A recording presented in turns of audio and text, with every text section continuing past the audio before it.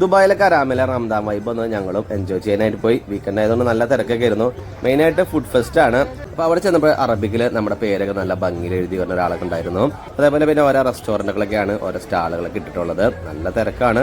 നമുക്ക് ഇഷ്ടപ്പെടുന്ന ഒരുപാട് ഐറ്റംസ് ഇവിടെ കഴിക്കാനായിട്ടുണ്ട്. അതും വലിയൊന്നും കൊടുക്കണ്ട. അതുപോലെ നല്ല ടേസ്റ്റ് ഉണ്ട്, കുഴപ്പമൊന്നുമില്ല. ഒരു പ്രാവശ്യം നമുക്ക് എന്തായാലും ട്രൈ ചെയ്യാം.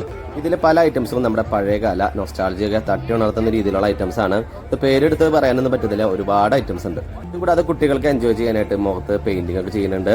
അതേപോലെ നല്ലൊരു ആംബിയൻസ് ആണ് ഇവിടെ വന്നു ഫീൽ ചെയ്യണത്. ഇത് കൂടാണ്ട് ലൈവ് ഷോസ് ഒക്കെ ഇവിടെ നടക്കുന്നുണ്ട്.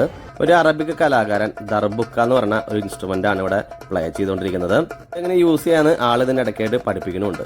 ഈ വൈബിൽ ഞങ്ങളും കുറച്ച് ഐറ്റംസ് ഒക്കെ ട്രൈ ചെയ്തായിരുന്നു. ചെറുപ്പകാല ഓർമ്മ വിളിച്ചോതുന്ന ബോംബെ മിഠായി, അതേപോലെ മലബാറുകളുടെ സ്പെഷ്യലായ നെയ്പത്തിലും പള്ളിക്കറിയും, ഫിലിപ്പീൻസിന്റെ സ്പെഷ്യലായ ബബിൾ ടീ, അതേപോലെ ബോംബെക്കാരുടെ സ്പെഷ്യലായ പാനിപ്പുരി.